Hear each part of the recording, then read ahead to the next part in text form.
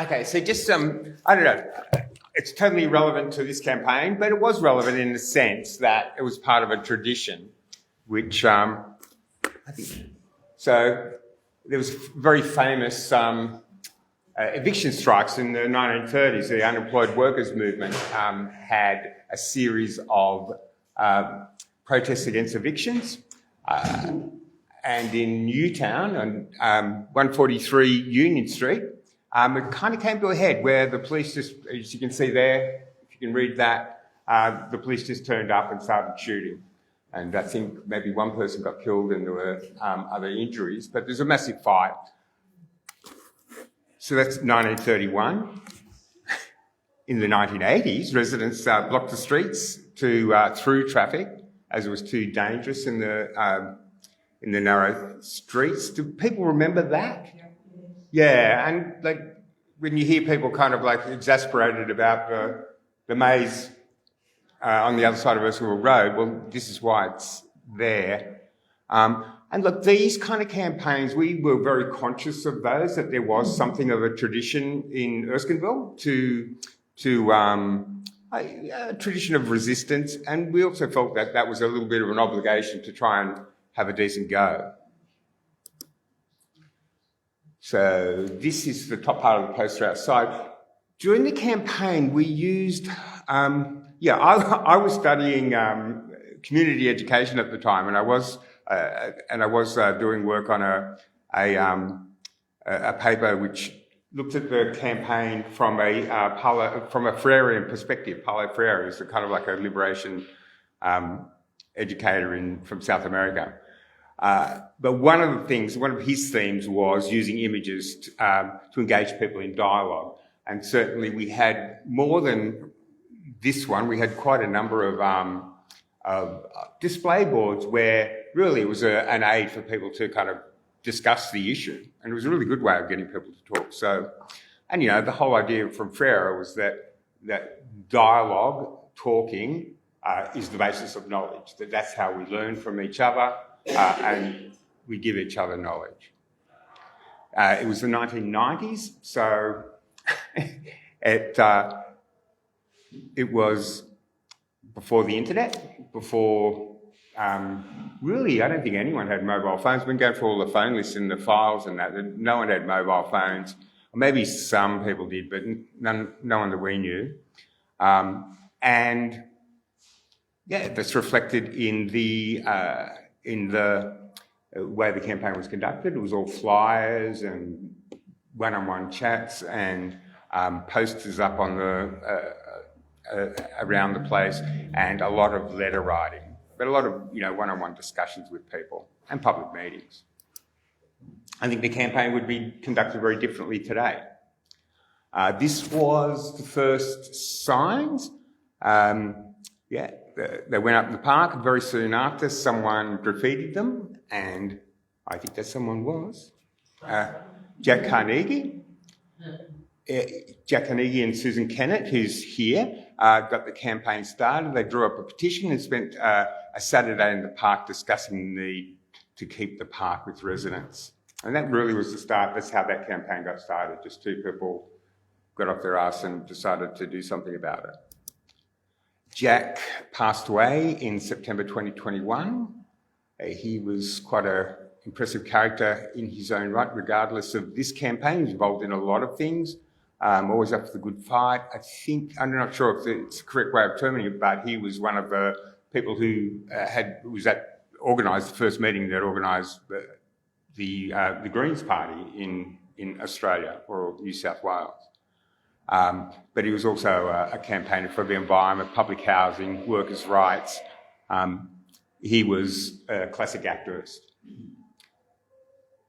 We had a flat, non-hierarchical structure because we were all very keen on non-hierarchical structures. I certainly am. But really, Jack was the spiritual leader of the group. And we had a lot of discussions about leadership and because honestly, this is a campaign that went on for 4 years.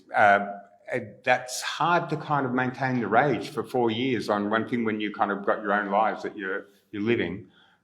So in the end, it was probably about 3 or 4 kind of key activists, and we shared responsibility for kind of keeping the thing going. And there's a lot of interesting things there, I think, in terms of just the reality of burnout. You can burn out just doing stuff like this. And I think we were conscious of that, and we're lucky enough to have that core group that we're able to sort of share responsibilities and say, okay, I'm going to step back for a little while. So we had, like, Scott was the photographer. Scott Tukrow, I think his name was. There was Russell, who did the signs. There was a whole bunch of tasks, and we'll get to it a bit later as well. But, the tasks were really the role. The role was whatever you were responsible for doing. And there wasn't really a lot more importance put on, well, you're going to be the person who writes the press release and talks to the ABC or the Glebe or whatever. And you're going to be the person who kind of organises the letter writing store. I was active in the local ALP then, and this was a very strong ALP area. And I don't know, maybe Lee and some others could tell us what was happening with the Greens back in 1992, but Labor still definitely controlled the council. And it was a bit of a transition period, at least in the council, where it was really old school right-wing Labor councillors here. And I'd like to say that I was part of a left wing within Labor push to try and put a bit of progressive energy into that. But Jack wasn't in the Labor Party. He'd been expelled from the Labor Party and was always very fond of telling me that you've never actually been in the Labor Party unless you've been expelled. And that was Can we ask why? Is it Nick Oroglass he supported? Yeah, the group of us, the early Greens in 1983, was supporting independent councillors or Labor council, Nick Oroglass, and he's a Labor, I think. Right. And I was working behind the scenes making signs, but he was up the front, so he got expelled. Yeah, it was a pretty volatile time in the Labor Party as well there. I mean, I think that's the tame end of it. The other end of it was part of that pre-selection later on around that time was for Peter Baldwin, and there was some people might remember he was quite severely bashed. It got pretty heavy over there. But Jack was expelled from the Labor Party and wasn't in awe of the Labor power structures. Labor did tie their colours to our mast. They kind of supported the campaign pretty much right from the start. Though the Labor mayor, Vic Smith, and I just came across, I'd forgotten about this, Sue probably remembers in detail, just refused to speak to Jack, refused to speak to the Parks Committee, because he went from supporting it to say, fuck you, because Jack had a go at some of the right-wing councillors in a council meeting. So there was suggesting that they were a bit dodgy, which they probably were. He got over that though, but that was the kind of person Jack was. He kind of didn't hold back. He said what he thought. Okay, so this is the flyers over there as well. This is the actual flyer that the government, James Lang Wooten was the real estate agents, put out, and you can see the smaller park there highlighted, and that was quite nice, it's quite green. The other one was pretty messy.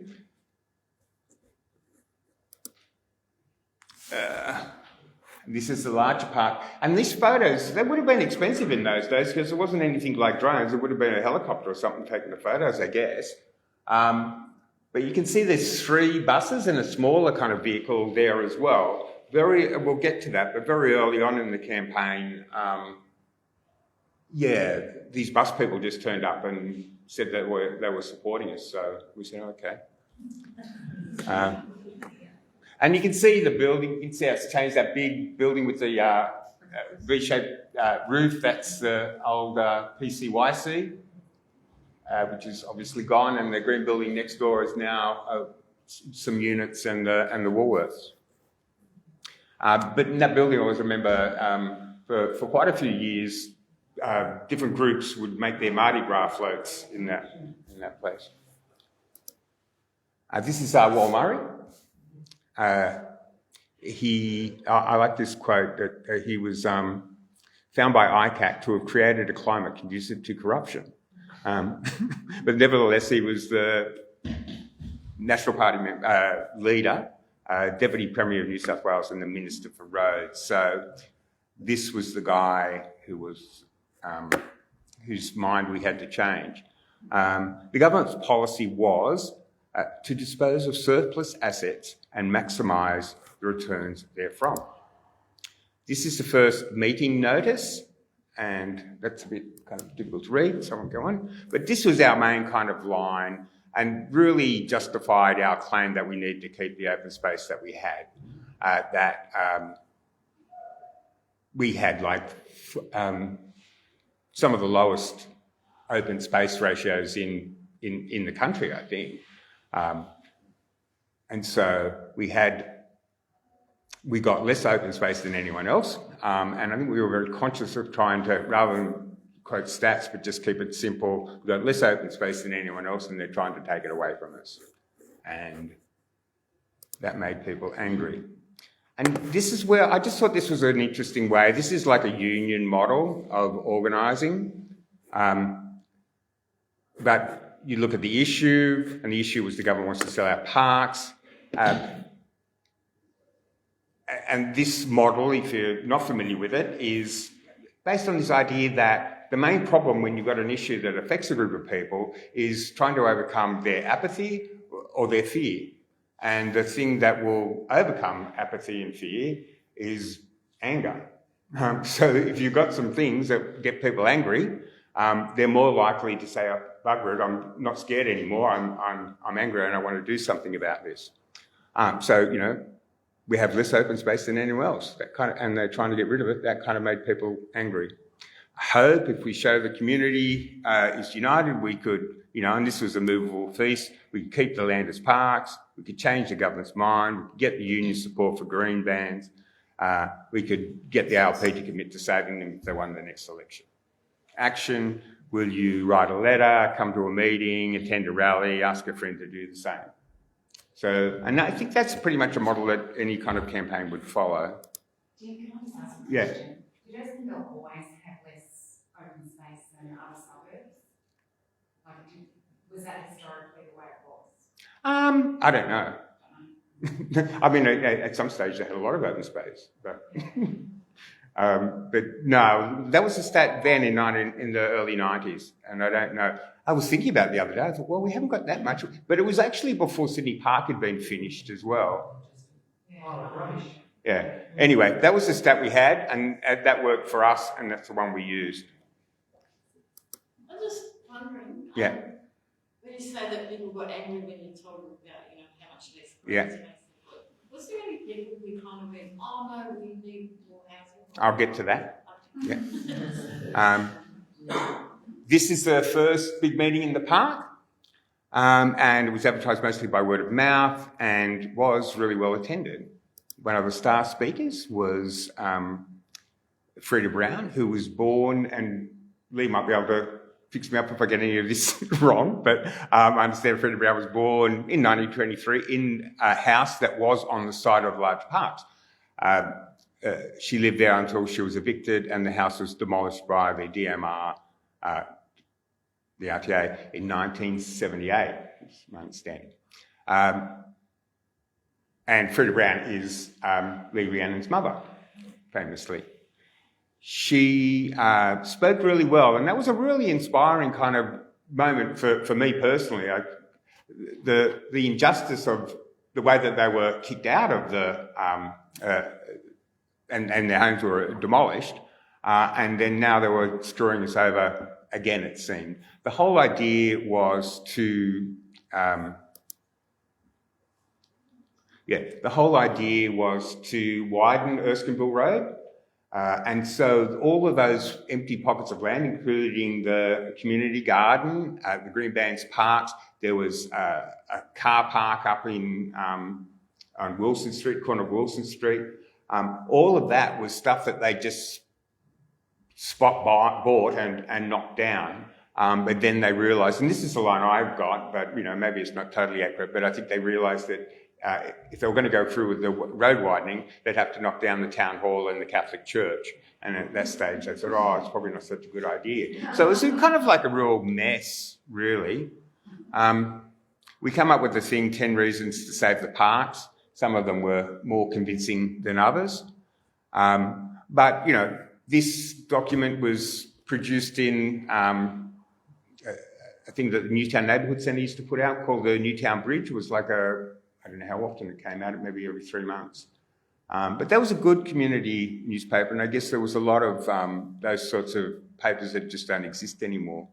So we got a good run of the Newtown Bridge, obviously.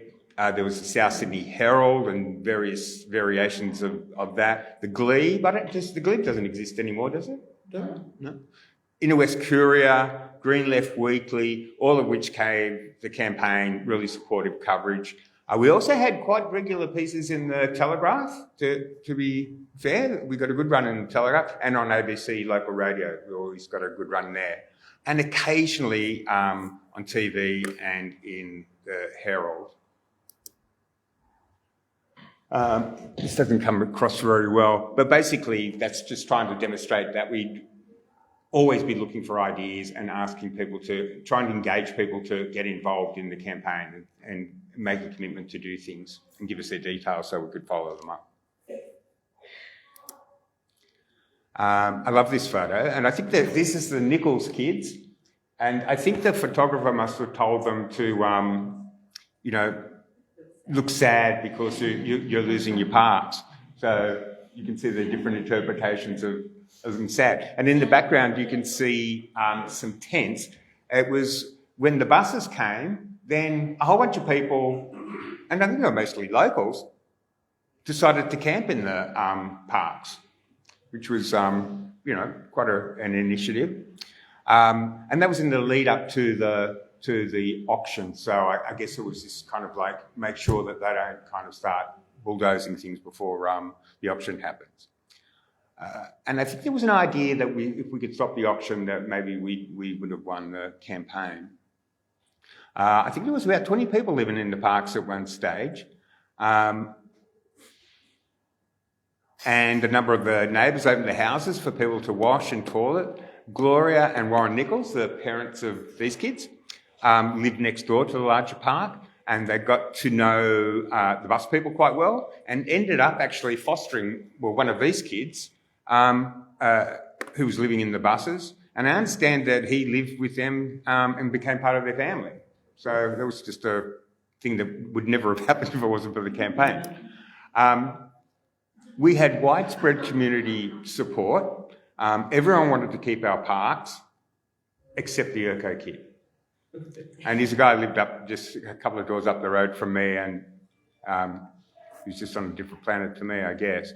But like the first time the TV cameras came there, they interviewed him, and he's a bit of a nutter, and he called himself the Urco Kid. He put these flyers up around on the things on the post office saying that the people in the park were fly-ins and yuppies and whatever. And that, and as you say, his argument was it should be used for housing. Always was housing there, should be housing again. Fair enough. That was his view. But he was the only person I ever met who actually had that view. Maybe there were others, but the Urco Kid did start a fight. He started a fist fight with the people living in the tents, and there was causing injuries and that, but nothing too serious. So coppers weren't called or anything like that. I think the idea was let's not kind of let them think that we're troublemakers or anything like that.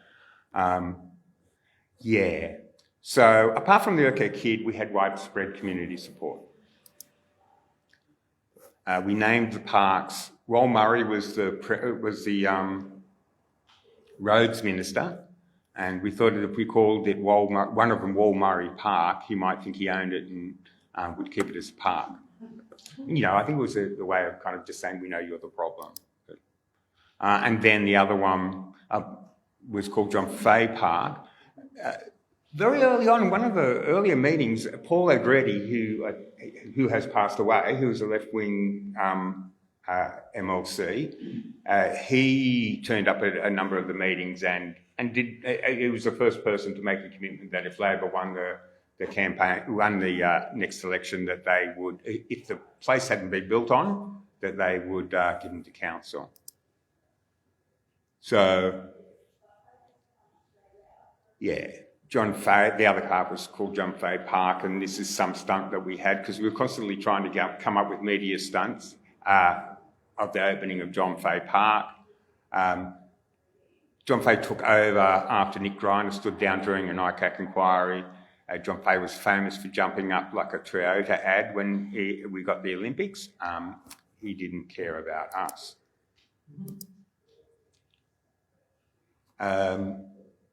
August 92, just very early on. The government policy was to dispose of surplus assets and maximise returns therefrom. The government wanted to recoup money they had lost, demolishing homes for road widening. It was never really feasible and eventually was abandoned.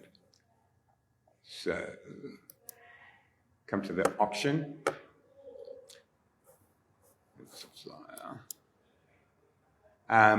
This is another media stunt. The day before the auction, we had a public meeting in Hyde Park and conducted our own auction and sold Hyde Park. This article says for a letter. I can't remember what that's all about, but that got a really good run in the media. It got on TV and got a fair bit of media coverage.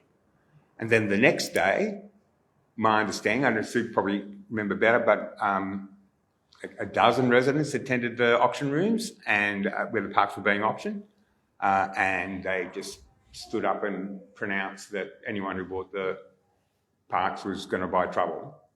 And Sue tells me there was a couple of bidders early on, but after that they all kind of pulled their heads in. So the land wasn't sold, and the government had to come up with a new strategy. So after the failed auction, I think a lot of people in the community just assumed that we'd won the fight then. So there was a bit of a kind of a pause, but of course it was only the first of kind of like 10 rounds. So we had to keep on kind of trying to lobby and rally and write and hold stalls. So an effort to keep up pressure on the government, the next rally was on Macquarie Street, and that's the photo. You can see Sue in the far corner there, and she tells me she made all the signs. And they all do look very, but very well done. Very good. I like the 90s fashion. I don't like it. These are some key people who are involved in the campaign. And sorry, I don't have a better picture. I just took it obviously from the park. But from left to right is Michael Clifford and Carol Bunt. They were in relationship. The next guy I think might have been an organiser with the CFMU. I don't know him, but the next guy next to him is Andrew Ferguson, who was the secretary of the CFMU.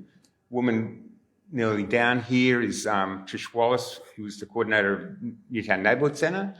Sue Kennett, Jack Carnegie, and Andrew F. Shorgy, who was the deputy opposition leader and the local member. We had some good signage, and I think it was Russell Savaughn's partner who was the sign writer, and I think someone actually, either the RTA took this Shark in the Park one away, or someone knocked it off. But it only lasted a couple of weeks. So the union, CFMU, the building trades group of unions, but really basically the construction division, placed an interim green ban early on in the campaign. But they did make it clear that that was totally dependent on our ability to demonstrate ongoing community support. That was the crutch of it, that if we didn't have that, well, what were we doing? They weren't here to help us, but we had a number of meetings. Really, sometimes we just held some rallies just to kind of demonstrate to them that, don't worry, people are still on side with us. And that became a bit of an issue. fairly soon. I was in the ALP and I organised a barbecue in the parks, really as an opportunity for Jack and Michael and Sue to meet Peter Baldwin and Andrew F. Shorgy, and I think that was kind of useful for them to get to know each other and get those personal commitments. So we had the high moral ground. We had really widespread support, and there wasn't really a counter narrative. There wasn't kind of really much of an argument going against this. But then the government found St Vincent de Paul, and they approached us with an offer. They wanted to build an annex of Matthew Talbot Men's Hostel on the larger park, and that if we supported their development application, they said that they would keep the smaller parcel of land as a park. So they'd build whatever they were going to build on the big park, and they'd still own the smaller park, but they said they'd give it to us as whatever. So we had a number of meetings about that, and no one liked the idea at all. It was quite... So in this photo is, and I'll explain this in a second, Wal Pontius Pilate Murray, that's me in the white, and I'm asking Jesus of Erskineville, Amanda Kenyon, for the parks. And you can see one of the occupying buses was in the background, and can you see them? You probably can't see them very well, but you see the crosses? We covered the whole park. It was just totally bizarre. Because we had a Last Supper in the park. So St V de P, Easter coming up, what will we do? Oh, let's have a passion play and take the piss out of St V de P. That was the idea. And we thought that we would get some good coverage doing that. We had a barbecue. We planted scores of those white wooden crosses all over the big park and performed a passion play. We were all kind of dressed up in sheets and pretended we were apostles or something. It was just totally confused. It was really good fun. We had really good time, but not very effective. We managed to kind of offend,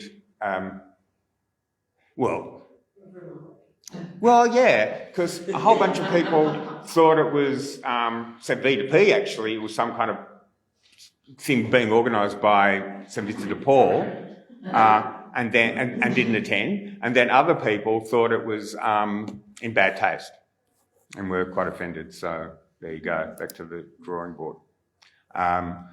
Jesus of Erskineville said no. And I don't know if you could read it there, but...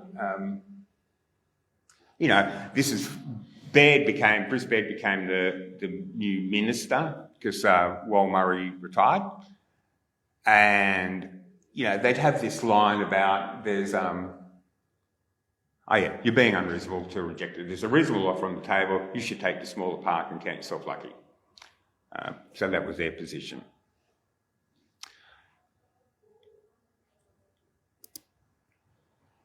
So the St V de P thing hung around for ages. For some reason, they said that that if we didn't like their proposal, that we should help them find an alternative parcel of land.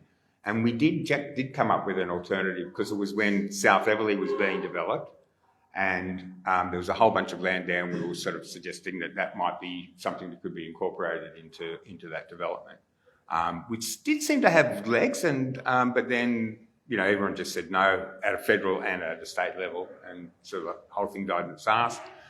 And there was a whole period there where we thought, we're just going to get rolled over here. And it was quite depressing there for a while. But then we got sniffs that, we had the union on our side, and the union were kind of pretty clear saying, we can't necessarily enforce this. We'll see how it go. So that was a disincentive for people, and that really kind of helped us. But, we were just scared that one day the parks there'd just be tractors in there and they'd just start bulldozing it down. So there was a period where really we weren't sure what to do, but St V de P withdrew their application, And our plan was to hang in there until the 1995 state election. And if Labor won, we would win. But it was years away, and we knew that we didn't keep, if we didn't keep the issue alive, we'd wake up one day and find that that we'd lost. And so I like this quote. It's something I always kind of think of. If you don't know what to do something rather than nothing, because at least you're kind of going in one direction. So we had a fair. And this was just like a ton of work. And I don't know how well you can read that, but you can see we had lots of different events. As soon as the sign went up, advertising the fair, we got like really heavy letters from the RTA legal people saying that we didn't have their approval and demanding that we cancel it, which I don't have a copy of it, but apparently we got some good media out of that. They look pretty lousy. Here you can see we got kind of like so we ran the fair day. I think we got the public liability insurance through council, and it was a really nice, kind of quirky, old-fashioned type of day. We had face painting and lots of old-fashioned games, like this guy throwing the ball at a bunch of cans. There were about 10 stalls, no commercial ones, and our stall was one asking for ideas.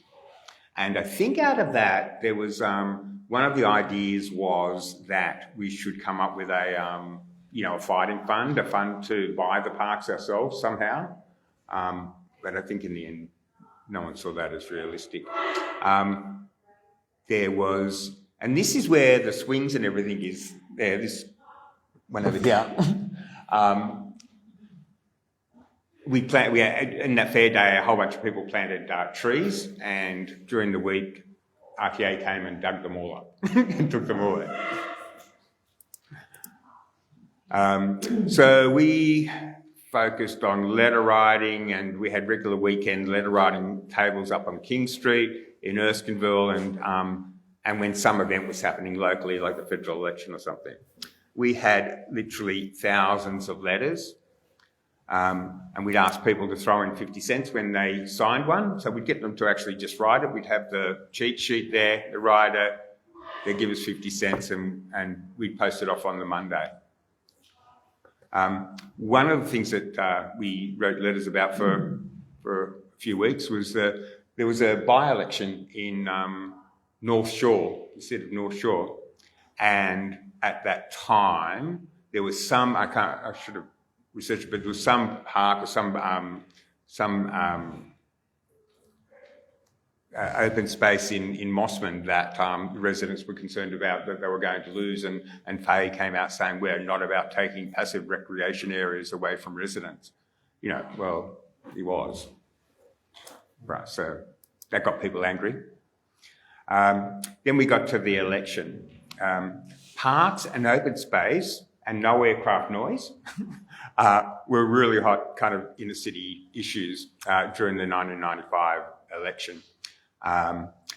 There was a group over in Piermont who had claimed some vacant land and created a thing called the Interim Park. And so we made connections with them because we obviously had very similar kind of campaigns that we were running. And they took a different approach. They ended up, and I don't know where they got the money, but my understanding is that they ended up offering the government $3 million for the parcel of land. The community group got that $3 million together, and a developer came through and paid $9 million, and they lost the campaign. During the election campaign, Andrew Shorgy wrote to all Erskineville residents committing to save the parks. We had, and this is from the Glebe, but you remember they used to have things like, have your say. So this is like 6 Erskineville residents. I don't know if you recognise anyone. And the editorial from the Glebe at the time, basically saying that we have to save the parks and that we don't have enough parks in the city. And then it was a very tight election victory in 1995 to Labor. I think they only won by 1 seat. Personally, being a good loyal ALP person, I was very confident that well, Labor's won, so we've won. I know Jack and Sue were less confident than I was. And yeah, so I think that was probably a quote from me at the time. There's no way that they'll renege. And they're looking at me and I'm saying, is there? No, they wouldn't. They couldn't. We had too many times that they'd done it. And so we had a bit of toing and froing. And Michael Knight, who was the Minister for the Olympics and Minister for, I think, roads at that time as well, was the guy we had to... And Sean Mackin was a Labor councillor on South Sydney Council, but he's also a staffer in the new government. I think he worked for Andrew Erskineville. And so we kind of talked with him a fair bit about, because, you know, the group was getting really shitty. It was kind of like, the election was in, March 95. We're in kind of January 96, and we still hadn't received the parks. And Sean tells a few stories about the attitude of some of Knight's staff not really kind of understanding the commitments that had been made. But in the end, goodness prevailed. And that's just a letter that's from Michael Knight saying in bureaucratic speak that they'll give the council the land if they want it. And eventually Labor honoured their victory, honoured the commitment. And this is what I thought was a fairly disappointing kind of article in the Telegraph the day after we'd won it.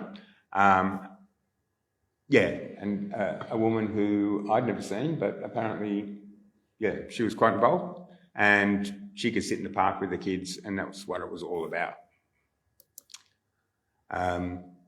We had, now this is my understanding, and see, Vic's thing says that Rev Shorgy will be there, but I don't think Rev Shorgy actually turned up to that for whatever reason, because this was supposed to be and this was like in January 96 or March 1996. We had so there's at the top left, Jack and Vic Smith. Jack and Vic Smith, there's a plaque now, it's kind of hidden in the bushes sort of thing, but the Solidarity Choir, Trade Union Choir, there's a bunch of Labor people in the other corner. And this is kind of like, we were still doing kind of organising, so we were doing kind of like letter writing, idea stalls. So come up with your ideas for what you'd like to see, how you'd like to see the park used. And so things like, I don't know, those, there's kind of like little possum kind of things or little bird things in there. I think those sorts of ideas came out of that. But and then the handover one where the plaques were all done, and that happened a couple of years later, which I don't have anything on that. But I did want to say, in case anyone turned up thinking this is going to be about the actual green bands movement, it's not, and I don't think I've got the authority to talk about that, but that's a great book. I think that's a definitive book. Mrs. Munday might have another idea about that, but Verity Bergman and Meredith Bergman put that out a few years ago, and I read that. It was a great read, really educational about the Green Bands movement. And that's all I've got to say. Thank you very much.